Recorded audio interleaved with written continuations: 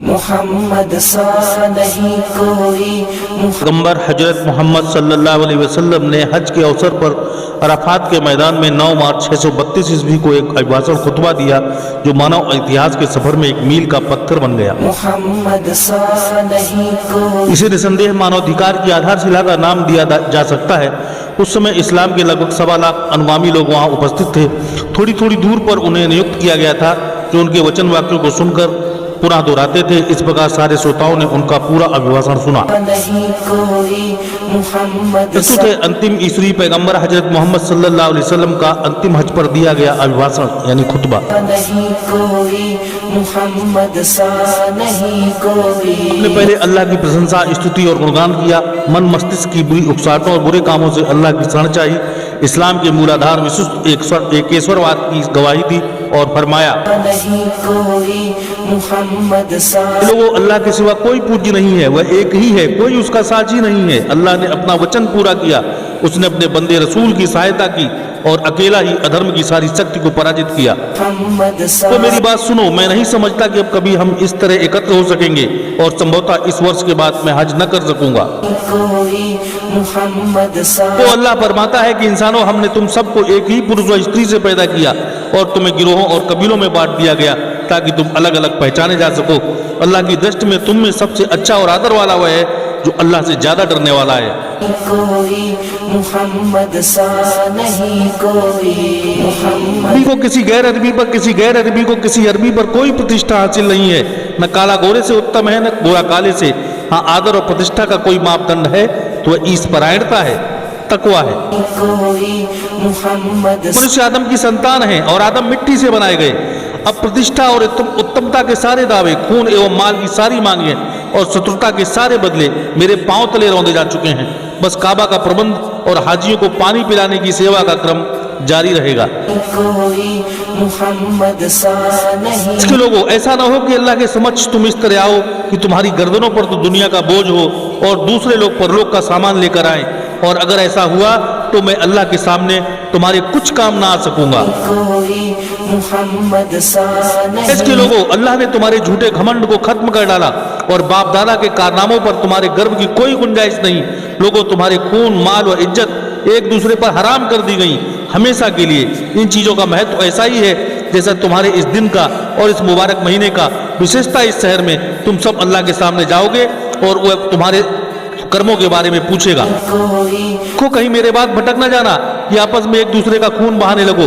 अगर किसी के पास धरोहर रखी जाए तो इस बात का पाबंद है कि अमानत रखने वाले को अमानत पहुंचा दे। लोगों, हर मुसलमान दूसरे मुसलमान का भाई है और सारे मुसलमान आपस में भाई भाई हैं। अपने गुलामों का ख्याल रखो। हाँ, गुलामों का ख्याल रखो। इन्हें वही खिलाओ जो खुद खाते हो, वैसा ही पहनाओ जैसा तुम पहनते हो। जाहिलियत, अज्ञान का सब कुछ मैंने अपने पैरों से कुचल दिया। जाहिलियत के समय के खून के सारे बदले खत्म कर दिए गए। पहला बदला जिसे मैं क्षमा करता हूँ वह मेरे अपने परिवार का है। रबी बिन हारिस के दूध पीते बेटे का खून जिसे बनु हजील ने मार डाला था, मैं क्षमा करता हूँ। जाहिलियत के समय के ब्याज यानी सूद को अब कोई महत्व नहीं रखते। पहला सूद जिसे मैं निरस्त करता हूँ अब्बास बिन अब्दुल मुत्तलिब के परिवार का सूद है। लोगों, अल्लाह ने हर हकदार को उसका हक दे दिया। अब कोई किसी उत्तराधिकारी के हक में वसीयत न करे। बच्चा उसी की तरफ मंसूब किया जाएगा जिसके बिस्तर पर पैदा हुआ। जिस पर हरामकारी साबित हो सकी उसकी सजा पत्थर है। सारे कर्मों का हिसाब किताब अल्लाह के यहाँ होगा। जो कोई अपना वंश नसब परिवर्तन करे या कोई गुलाम अपने मालिक के बदले किसी और को मालिक जाहिर करे, उस पर खुदा की फिटकार। कर्ज अदा कर दिया जाए, मांगी हुई वस्तु वापस करनी चाहिए, उपहार का बदला देना चाहिए, और जो कोई किसी की जमानत ले उसे दंड तावान अदा करे। किसी के लिए जायज नहीं कि वह अपने भाई से कुछ ले सिवाय उसके जिस पर उसका भाई राजी हो और खुशी खुशी दे। स्वयं पर एवं दूसरों पर अत्याचार न। औरत के लिए जायज नहीं कि वो अपने पति का माल उसकी अनुमति के बिना किसी को दे। देखो, तुम्हारे ऊपर तुम्हारी पत्नियों के कुछ अधिकार हैं, इसी तरह उन पर तुम्हारे कुछ अधिकार हैं।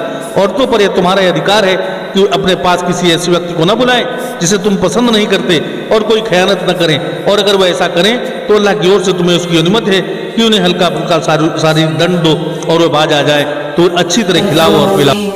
औरतों से सद्व्यवहार करो क्योंकि तुम्हारी पाबंद है और स्वयं अपने लिए कुछ नहीं कर सकती। अतः इनके बारे में अल्लाह से डरो कि तुम्हें तुमने इन्हें अल्लाह के नाम पर हासिल किया है और उसी के नाम पर वो तुम्हारे लिए हलाल हुई हैं। लोगों मेरी बात समझ लो, मैंने तुम्हारे लिए अल्लाह का संदेश पहुंचा दिया।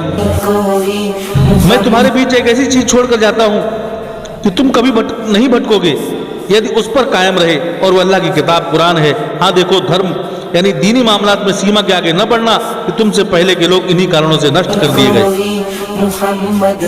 शैतान का भी इस बात की कोई उम्मीद नहीं रह गई कि अब उसकी इस शहर में इबादत की जाएगी, किंतु ये संभव है कि ऐसे मामलात में जिन्हें तुम कम महत्व देते हो उसकी बात मान ली जाए और वो इस पर राजी है।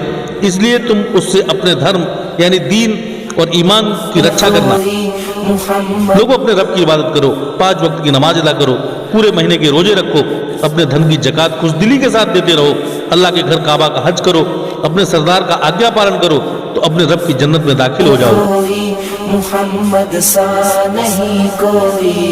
अब अपराधी स्वयं अपने अपराधी का जिम्मेदार होगा, और अब न बाप के बदले बेटा पकड़ा जाएगा और न बेटे का बदला बाप से लिया जाएगा।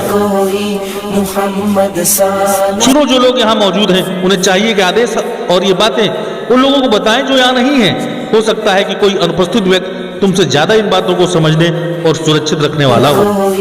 मुहम्मद सा नहीं। लोगों, तुमसे मेरे बारे में अल्लाह के यहाँ पूछा जाएगा, बताओ तुम क्या जवाब दोगे? लोगों ने जवाब दिया कि हम इस बात की गवाही देंगे कि आप सल्लल्लाहु अलैहि वसल्लम ने अमानत यानी दीन का संदेश पहुंचा दिया और रिसालत का हक अदा कर दिया और हमें सत्य और भलाई का रास्ता दिखा दिया। मुहम्मद सा ये सुनकर मोहम्मद सल्लल्लाहु अलैहि वसल्लम ने अपनी शहादत की उंगली आसमान की ओर उठाई और लोगों की ओर इशारा करते हुए 3 बार फरमाया, ए अल्लाह गवाह रहना, ए अल्लाह गवाह रहना, ए अल्लाह गवाह रहना। मुहम्मद सा नहीं कोई। पैगंबर हज़रत मोहम्मद सल्लल्लाहु अलैहि वसल्लम की जीवनी और शिक्षाओं की पुस्तक प्राप्त करने के लिए हमें नीचे दिए नंबर पर मैसेज कर सकते हैं। ज़माने भर में ढूंढा है, मुहम्मद सा नहीं कोई।